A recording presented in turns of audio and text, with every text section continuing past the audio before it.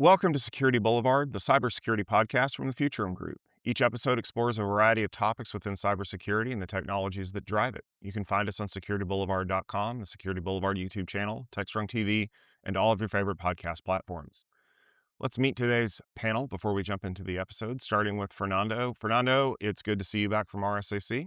Thank you very much. We're recording this shortly after the conference, and I think I have a little bit of cold flu, but it was so nice to see so many people in San Francisco last week, and I'm sorry for the ones we couldn't meet.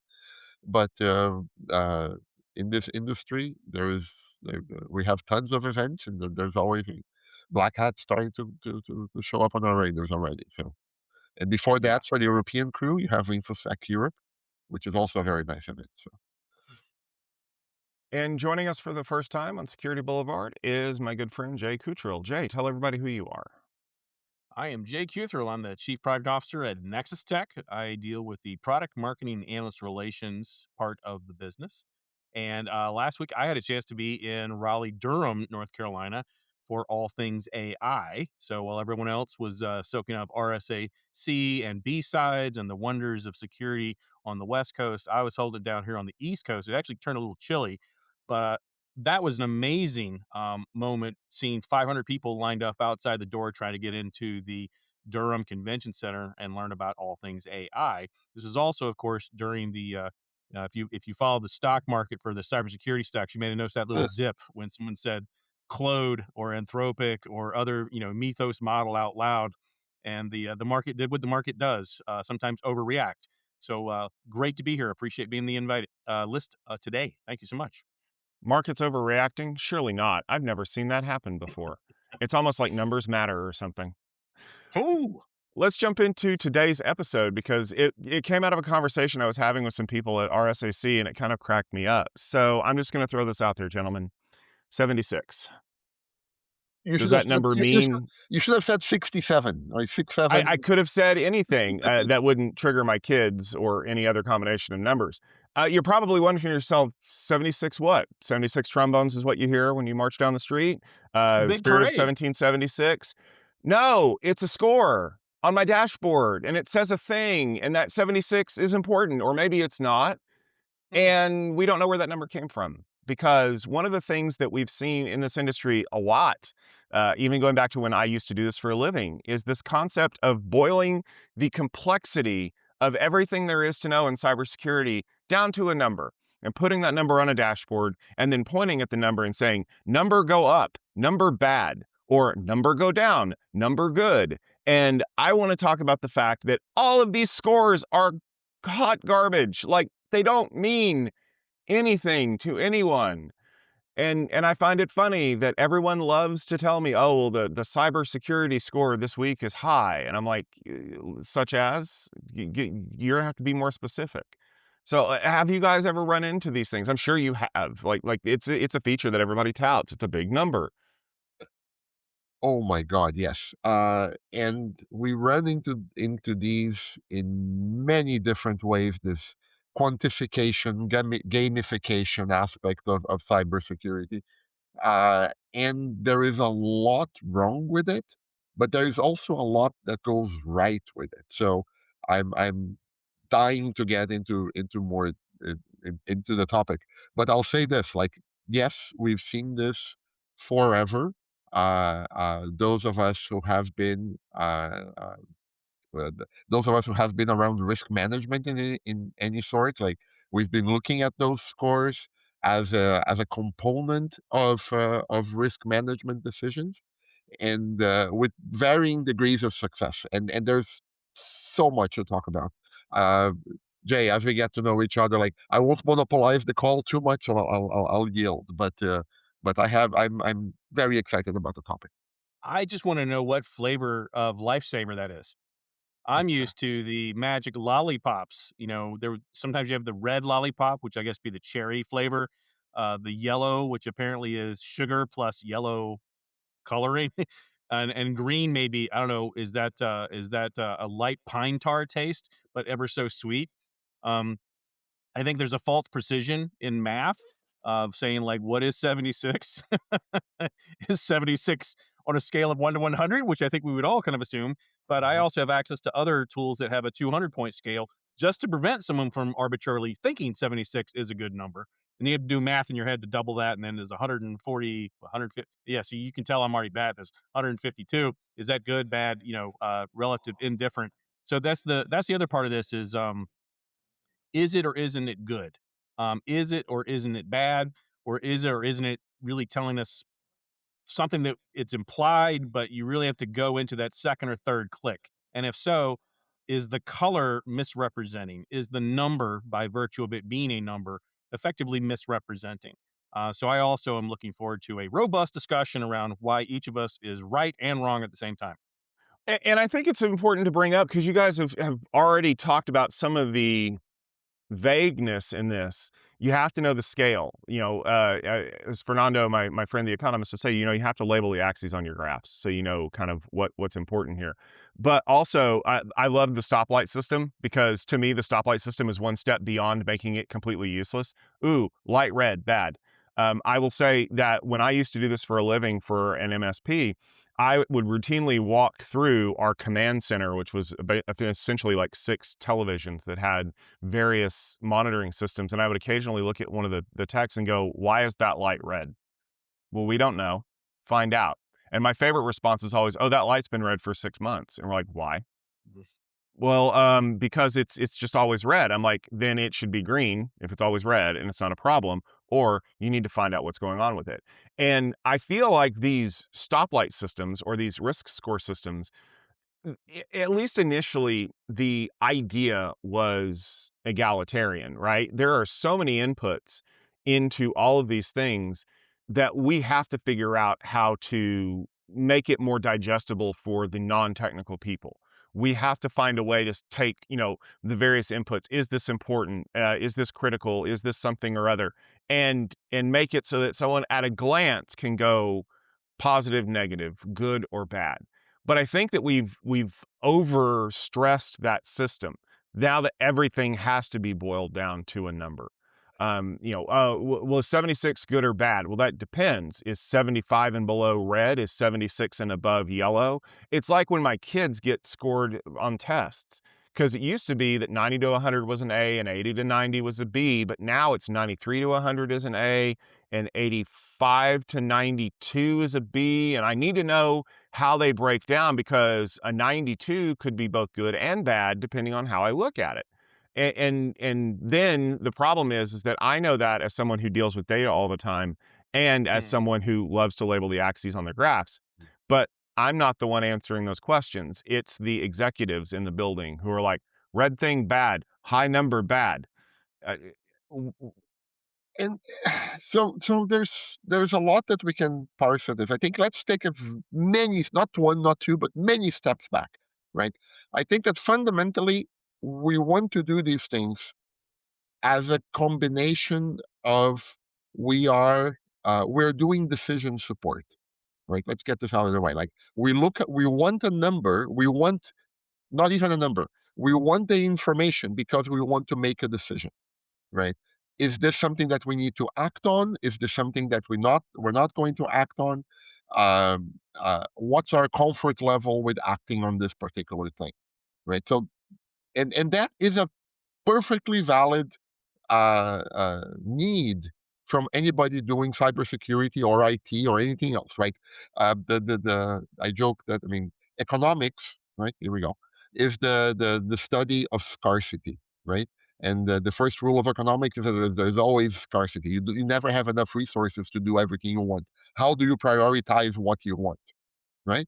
And then the joke is, so the first rule of economics, there's always scarcity. First rule of politics, ignore first rule of economics, promise everything to everybody, and then you're good.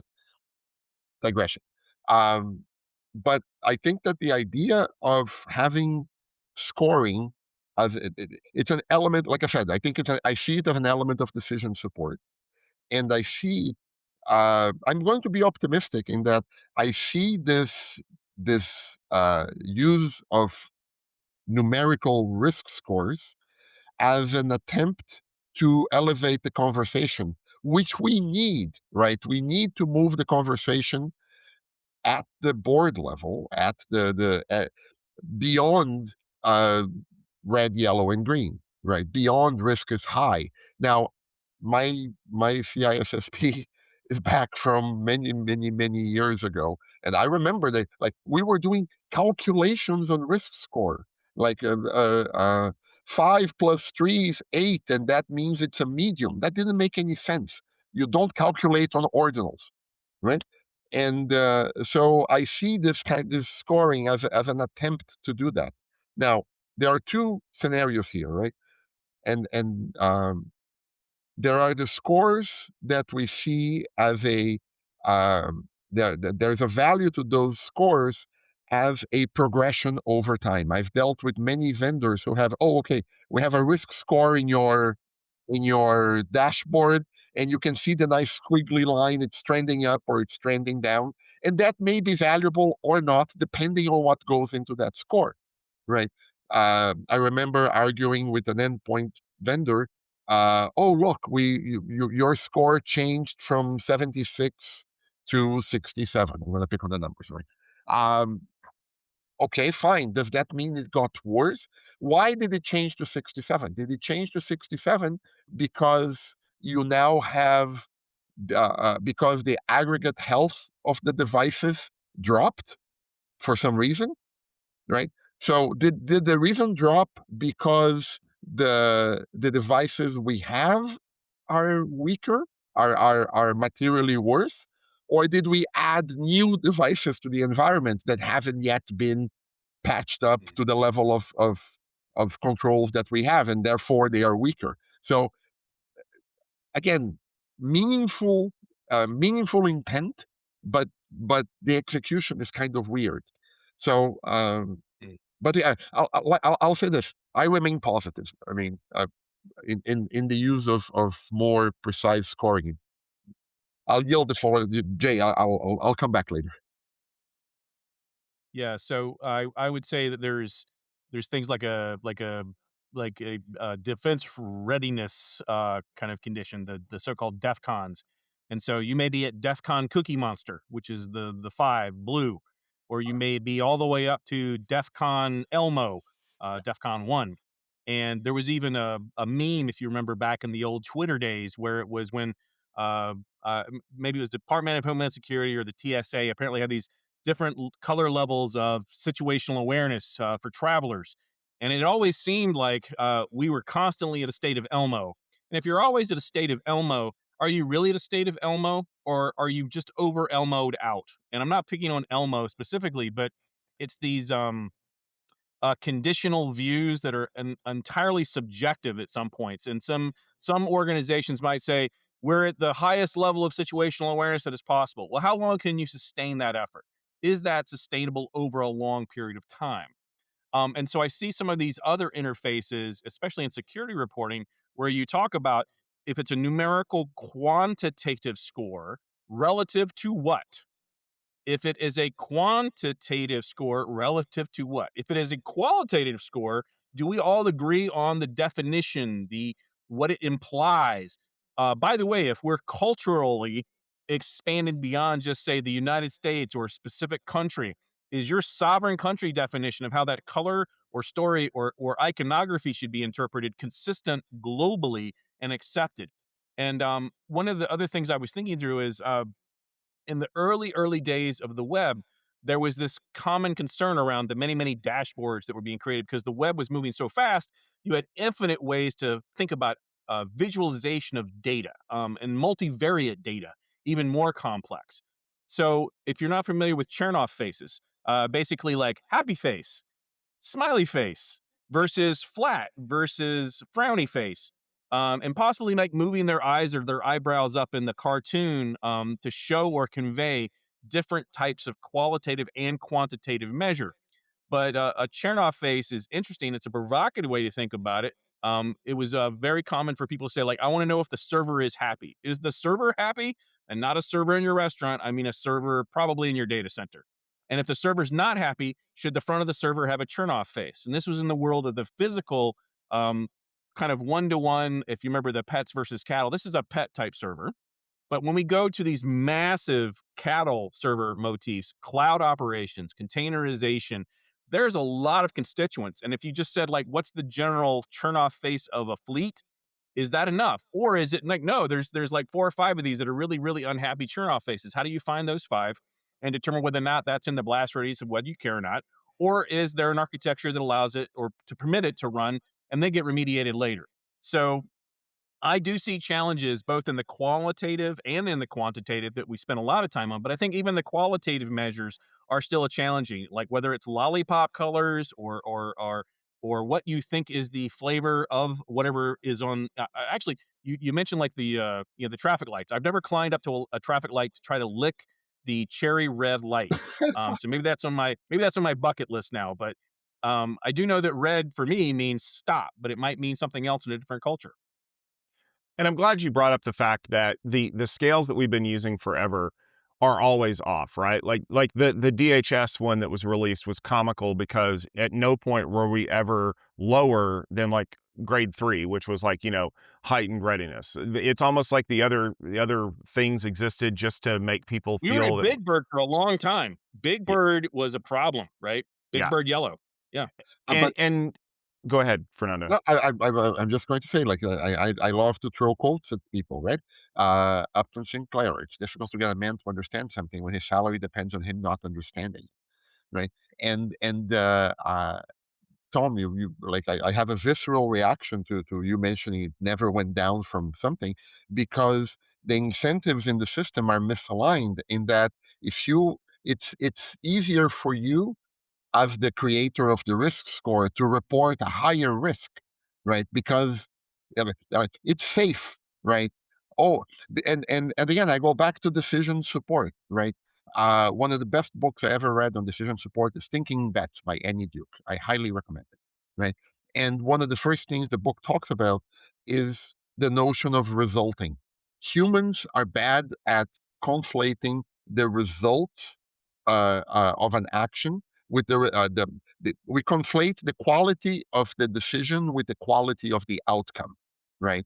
We don't control outcomes, we control decisions, right? And if you make a good enough decision, I mean, you maximize your chances of the outcome going your way, but you can't guarantee it, right? And she uses that famous example of the Super Bowl where I think it was the Seahawks tried to throw, um, try to throw at the 1 yard line against the Patriots a few years ago, and the Patriots intercepted it and eventually won the Super Bowl. And the outrage that people had against the coach. Well, but it turns out that that was actually the right decision given the circumstances. The outcome didn't turn out what they wanted, right? But it's the same thing here. Like if people measure the outcome of a decision measure the outcome as the tying that to the quality of decision, they're making a mistake.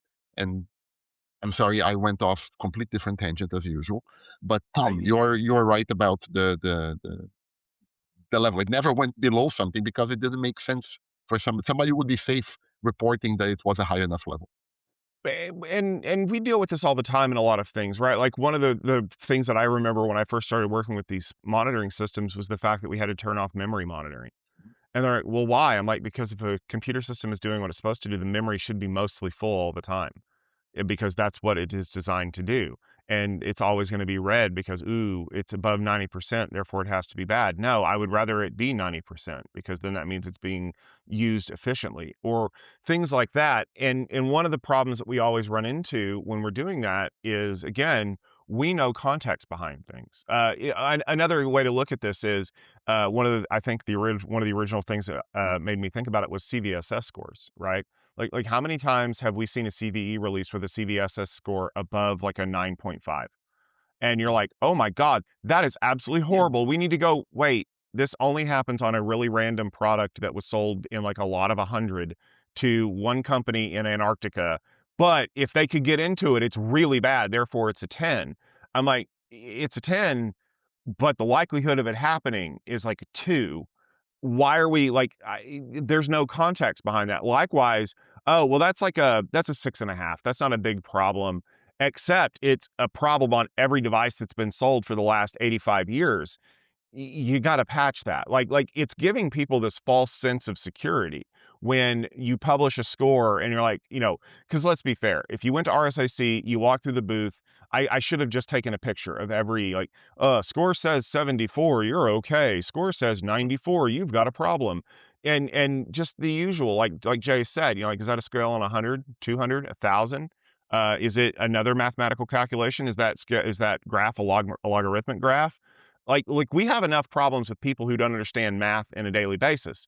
Thank God Mhm. none of them work in finance. They all seem to work in the executive though, because the only math they understand is, did bottom line number go up? And when you get to security scores, they really don't care.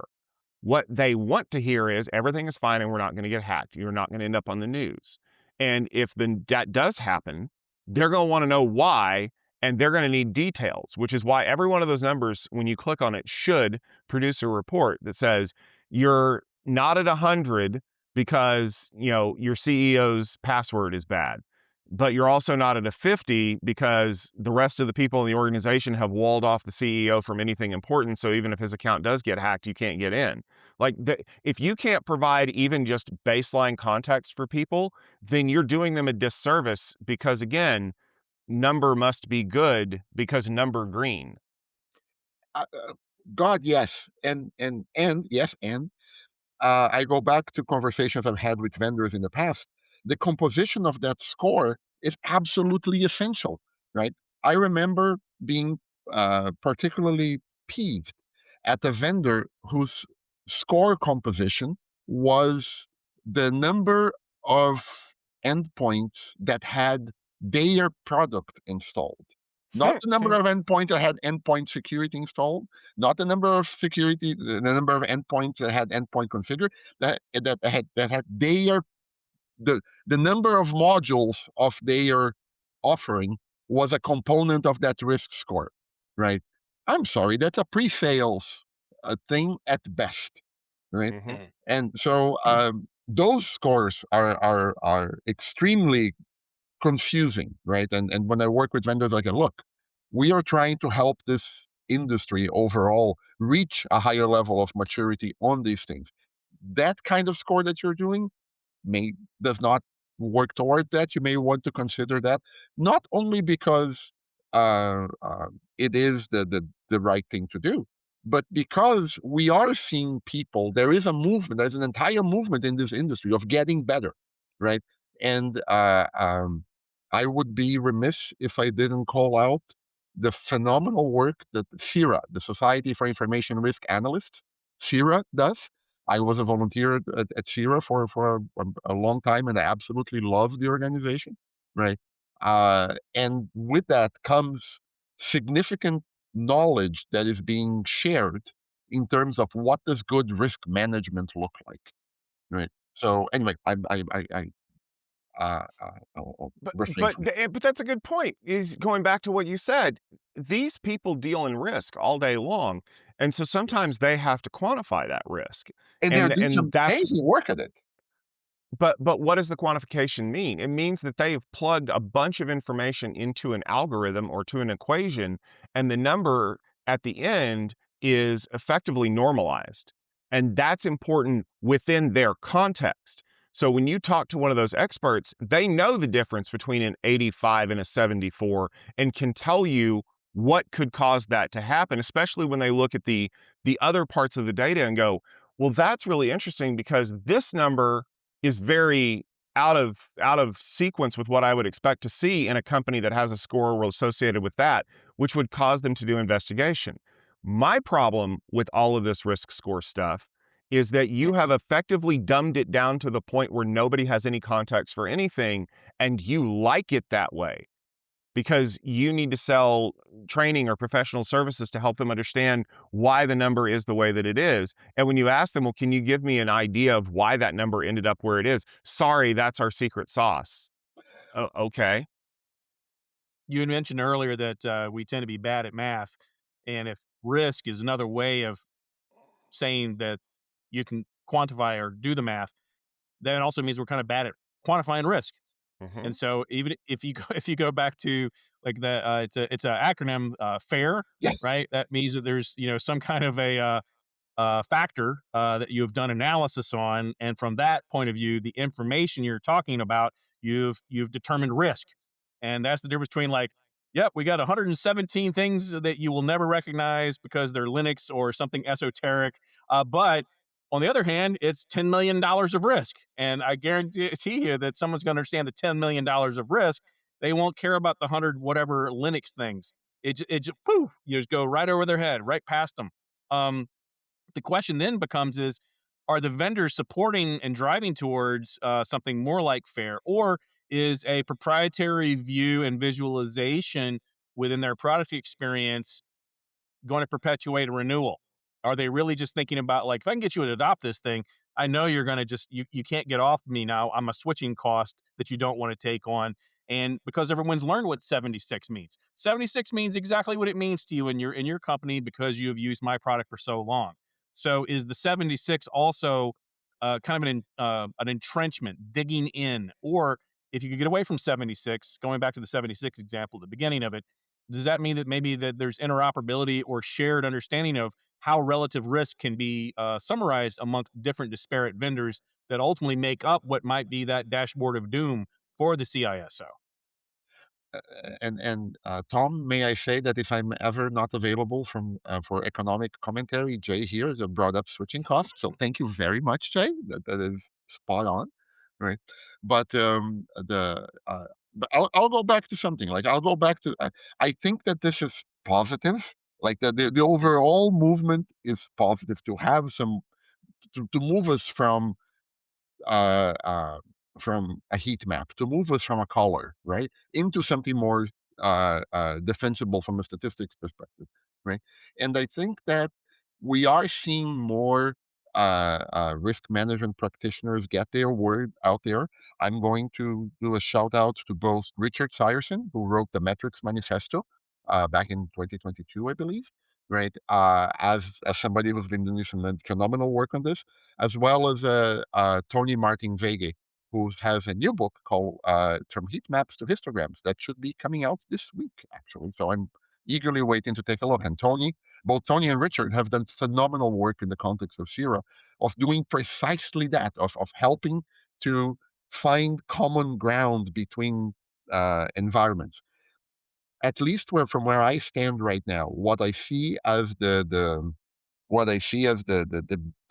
uh, the best approach we've come up so far at that highest executive level, right, is something that Richard have advocated, which is something similar to value at risk, right? Which is the notion that you build your security controls using FAIR or other mechanisms, right, or other methodologies, and you come up not with the number 76, which I still think we should be using 67 as an example, but that's okay, right? Uh, and the number you come up with is that, look, given our current risk profile, right, the organization, there is a 5% chance that this organization will see a loss greater than $8 million in the next year. 5%, $8 million, there's the curve. Is this number acceptable to you, dear board? Oh, no, no, no, no, this number is too high. Okay, in order for us to bring this number down, right? What number is it the 8 million or is it the 5% or is it both? Okay, based on this we want you to bring this down to 2%. Okay, if we're going to bring this down to 2%, here is the set of controls that I need to put in place, and not only the controls in place, but the operational practices that we have to have in order for this number to come down. But that is a much more sophisticated risk conversation than 76 or 67, right? When you mentioned that, it took me back to the '90s. There's a TV show, Saturday Night Live, here in the Oh, U.S., yeah. and now there's an export of that, I guess, to the UK. They're gonna do Saturday Night Live UK now. Yep. Um, there is a skit that was done, and it was called the Tom Brokaw pre-tapes. Pre-tapes are when you have a figurehead speaker, whoever is the anchor, and they're going to go on vacation. And if they're going to go on vacation, there might be some things that are very likely to happen where you want to have something in the can just in case. You're like, key legislation passes, Yeah, yeah. someone passes away that's on their deathbed, very morbid thing sometimes. But you do the pre-tape so it appears as though you're still there and available even if you're on vacation. So in the skit, when you go through that, you watch this. I'm going to give a spoiler alert. It's hilarious. There's also some not safe for work things, so don't watch this at work if you're in a sensitive environment. But it does highlight that if you have these systems in place, what happens if you do have people that go on vacation? Is there only one person that really intuits or understands? Or again, is this more organizational? If it's organizational and we have common understanding, I think that's great. But I also think as you go through different parts of the organization, you may have different levels of this is very high risk from my perspective.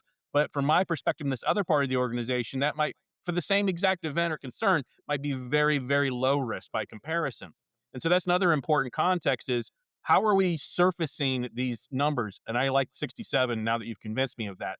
Is 67 the same 67 awareness in different parts of the organization in the topology? Or is it really only ever going to make sense? Is the 67 really only 67 just for the teams in security? I think we could spend another half an hour just debating all of this stuff. I think what needs to happen is if you're out there and you're listening to this episode, go to the vendor and ask them where the number comes from and why the number is the way that it is.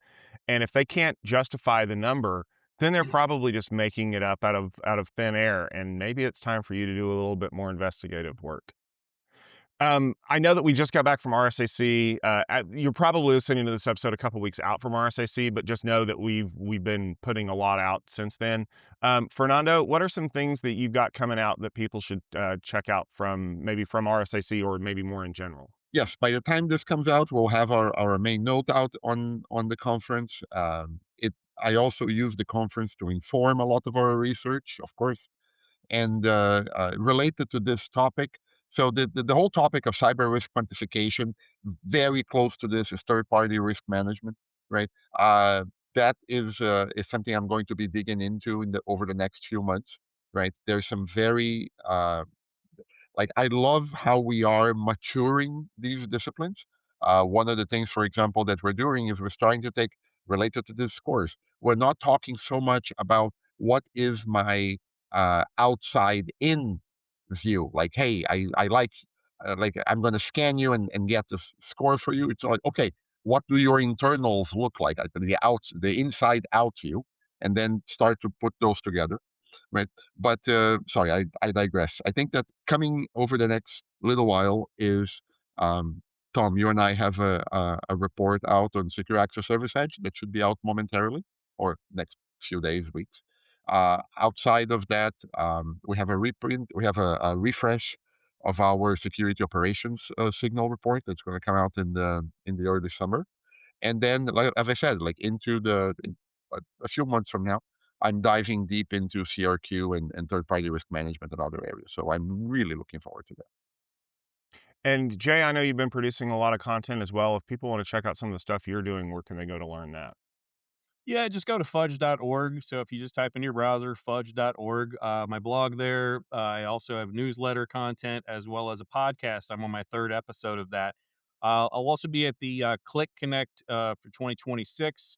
I'll be with Brian, Frederick, Gina, and others there again. This is my third year. This year's going to be exciting because the element of AI reproducibility, security, validation, trust in the actual AI experience will be top of mind. So we're well past the training wheels phase. People are producing this stuff now in a production environment. So I'm looking forward to those stories as well. And of course, if you want to check out some of the things that I was doing while I was at RSAC, head over to techfieldday.com because we have great videos that we've published regarding our Tech Field Day Extra at RSAC presentations from companies like Veeam, Object First, and Commvault. And make sure you stay tuned to techfieldday.com because we'll be highlighting all of the coverage from our delegates that were there. They have some interesting thoughts. Oh, Thank you just very much for listening to this episode of the Security Boulevard podcast. If you enjoyed the conversation, do us a favor, subscribe on YouTube or in your favorite podcast application. We don't want you to miss any episodes. Also, leave us a rating and a review and a comment. That always helps the show grow and reach new audiences. This podcast is brought to you by securityboulevard.com and the Futurum Group. If you want to check out show notes and see other episodes, securityboulevard.com is the place to go. You can also head over to the TechStrong TV website or check us out in the TechStrong TV app that's available on Apple TV, Roku, and other smart devices. Follow Security Boulevard on X, Twitter, and LinkedIn. They are at SecurityBLVD on all those platforms. Lots more content for you to enjoy. Thank you very much for tuning in, and we'll see you all next week.